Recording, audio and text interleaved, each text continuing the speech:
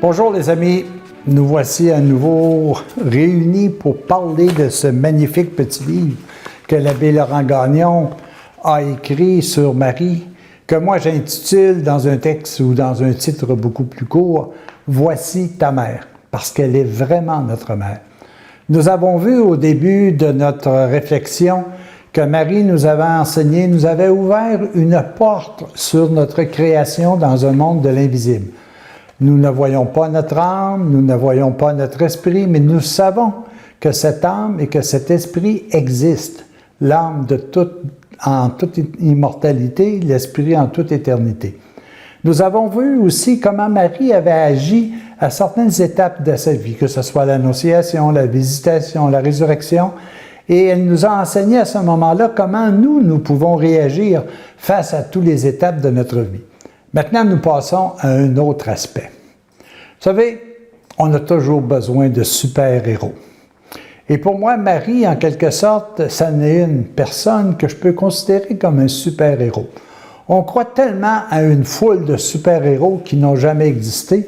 Pourquoi ne pas croire à un super-héros qui a existé? Et nous allons regarder dans les quelques capsules qui vont suivre comment Marie peut mettre un modèle. On commence dès à présent avec ces petits textes qui nous permettent de définir un peu qui est Marie et comment elle a agi dans cette circonstance-là. Et on se pose la question, et moi, qui suis-je face à ça?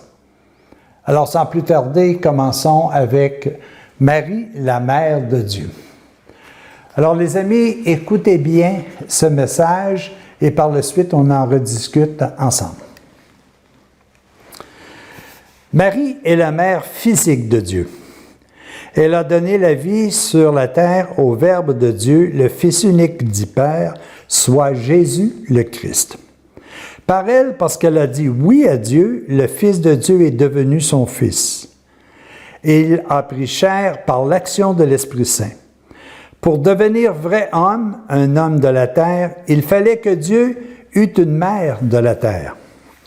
Pour réparer la faute d'Ève qui avait mis de côté la parole de Dieu et le plan de Dieu, il fallait que la nouvelle Ève accepte totalement le plan de Dieu sur elle et sur le monde. Marie se livra tout entière au vouloir de Dieu. Elle consacra toute sa vie à la réalisation de son plan. Son oui total au vouloir divin s'est concentré dans une parole. « Qu'il me soit fait selon ta parole », nous rappelle notamment Jean. Parce qu'elle a aimé, parce qu'elle a fait la volonté de Dieu, Marie est devenue mère de Dieu. Et moi, qui suis-je? Est-ce que je suis, moi aussi, un mère ou un père de l'amour? Ai-je rejeté le plan de Dieu sur moi, comme Ève au paradis terrestre? Ai-je au contraire voué toute ma vie à la réalisation du plan de Dieu sur moi et sur le monde? N'oublions jamais que le plan de Dieu, c'est notre bonheur total ici comme au paradis céleste. Jésus a dit, « Je vous ai envoyé pour que vous alliez et que vous portiez beaucoup de fruits. » Ai-je décidé moi aussi d'accomplir l'amour de Dieu envers mes frères? Ai-je décidé de leur apporter des fruits de vie divine par mes exemples et par mes paroles? Ai-je compris la parole? Vous êtes mes amis si vous faites ce que je vous ai enseigné. Faites ce que Dieu veut, faire ce que Dieu veut, c'est l'aimer.